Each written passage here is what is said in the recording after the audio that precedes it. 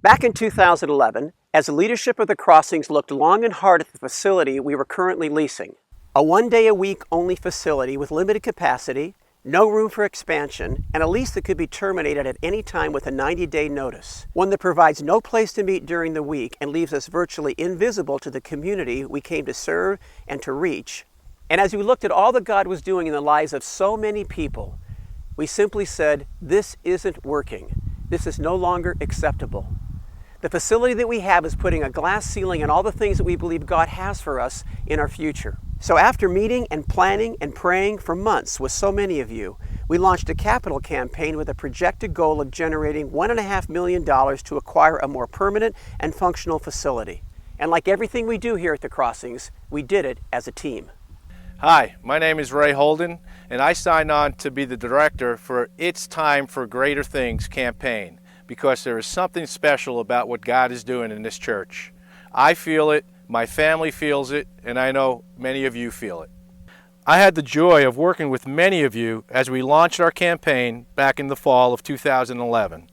And like many of you, I put my fingerprint on the parchment on November 11th that said, "Count me in," as we came together to make financial commitments that totaled $750,000 over the next 3 years.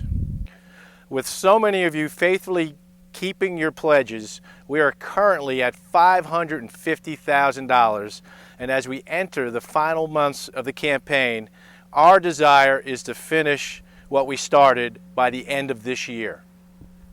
With that in mind, a team of us, including Scott Sprague, have come together recently to take a closer look at what our options are as we move forward. So here they are. One option would be to purchase raw land, sort of like we have right here, approximately 5 to 6 acres. That land would cost us in the vicinity of $500,000 to $750,000, which quite nicely fits within our capital campaign budget. With that being said, we would need to launch a second capital campaign to raise about $750,000 to $1 million to construct a facility in the size range of about 10 to 15,000 square feet.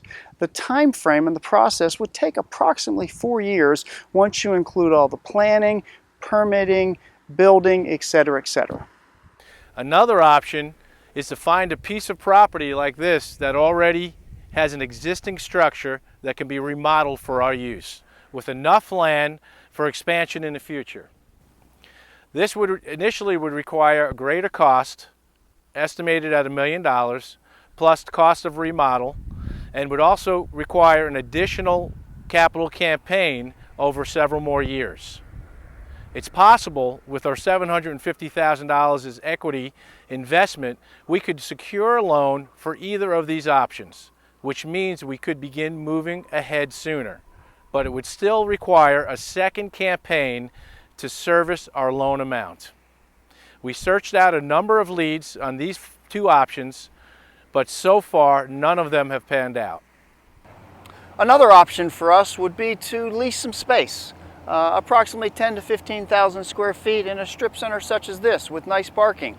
That lease we would need to make sure we negotiate it favorably, and the interior build out would cost anywhere about $750,000, which is what we have pledged. The entire process time frame would be about 1 year. A final option we considered is uniting with another church in the area. And if our vision and cultures align, coming together as one and pooling our resources so we can move forward more quickly on any of the first three options. At the end of the day, our desire from the beginning has been to have a 24/7 facility that can serve as a warehouse to distribute the grace and power of God to our community and the world, where broken lives can be restored and then join God in what He's doing. We know many of you own this vision of the Crossings, and we want to thank each of you for the sacrifices you've already made, because without you, we wouldn't be where we are. But we still have a ways to go, and to move ahead, we need your help. First of all, I want to encourage each of you to continue your pledge all the way to the end. This is so critical. Secondly, some of you may have connections or ideas that could be extremely helpful in finding the right solutions. Some of you may know someone or someone who knows someone who knows someone. And it could just be the fingerprint of God we're looking for. God is up to something, always has been, always will be, and He's invited us to join Him in what He's doing. So let's finish what we started and bring our capital campaign to a conclusion, because by the grace and the power and the goodness of God, it's time for greater things.